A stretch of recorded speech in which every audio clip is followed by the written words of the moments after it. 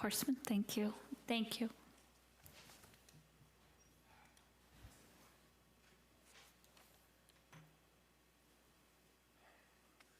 I've been home for 100 days, so I haven't had the need to wear this mask. I'm going to take it off so I can actually be heard.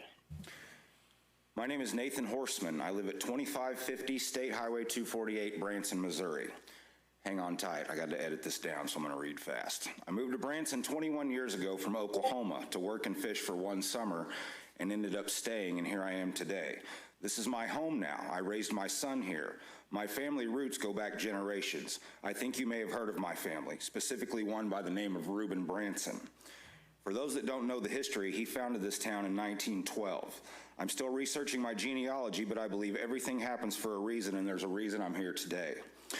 Today, I'm here to voice my concerns about the recent uptick in coronavirus cases, not only nationwide, but in our state of Missouri, and more importantly, our little piece of the Ozarks, Branson, Missouri. The beginning of this unfortunate and unprecedented time in our lives, I wasn't paying much mind to it, and when they canceled the NBA and all of sports, that got my attention, and I knew we were headed for something pretty serious. In late March, the city of Branson began to take the situation more seriously, and you took it upon yourselves to institute your own guidelines while the governor dragged his feet. I commend you all for that.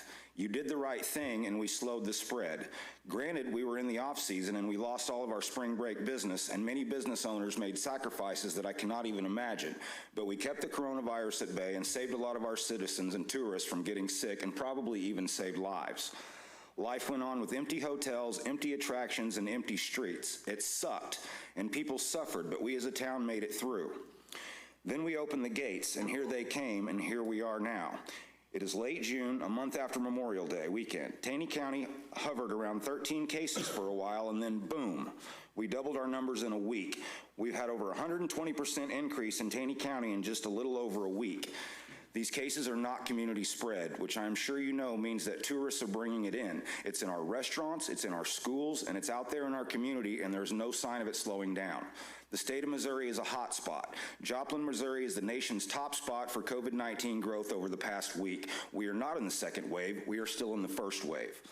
Branson was open and the tourists are here, and we had a plan in place to keep everyone safe.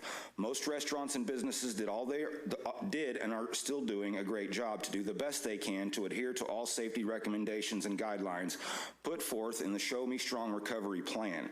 And then time passed, and we went into phase 2, and we got too comfortable. Our locals cared, but the vast majority of tourists did not. I know this because I have people out there all over the place telling me so. The tourists simply don't care. They want to come here on vacation, they want to have fun, enjoy everything Branson has to offer, and they want to go home. They don't want to hear about that damn coronavirus. Some are very caring and accepting, but from what I am hearing from my people, most are not. And it is costing us more of our citizens getting stricken with this virus. We are at 33 cases and 2 people have died. We need to do something. Branson has made national news twice this past week. One for being a hot spot for coronavirus and one for the recent Black Lives Matter versus local racism. Neither of which is a citizen I am proud of, and I know no one here is either. Branson had over 8 million, 10 million, 12 million? Twitter hits for the events that happened last weekend. We have a chance to turn things around here. The election is over. This is the new board. You are our new leaders. It is now time for you to lead.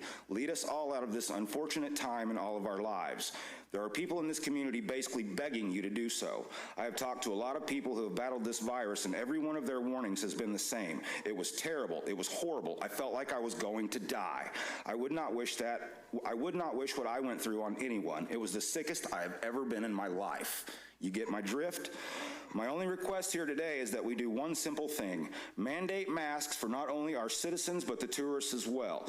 Is that really too much to ask? Cities all over America have done it. Cities even as close as Fayetteville, Arkansas. Silver Dollar City did it, and haven't they always been a North Star for Branson? If they can do it, why can't we? I know masks suck. I know they are uncomfortable. I know they are inconvenient, but they have been proven to slow the spread and keep people safe, which is all I'm asking you to do. Keep our people safe. Keep our friends, our family members, our children, our elderly, and our workers safe from our visitors, and keep our visitors safe from themselves. It is not that hard to do. You just have to step up and do it. How many have to suffer before this highly contagious virus becomes a concern? How many hospitalizations have to occur? How many of our citizens have to get sick and die before we take this more seriously? How many more have to die? What's the magic number? We can turn this thing around with one simple act. They're recommended by the CDC, the WHO, and even our own Taney County Health Department. I know because they hammer this home damn near daily, the importance of wearing a mask. Thank you for taking the time to let me speak. I hope you consider the seriousness of this issue. I'm going to leave you with one quote from a comedian. So I am just watching my mom sleep and cough in her hospital bed over FaceTime, trying to gulp down these last few moments of having a mom. This is all happening so fast. Thank you.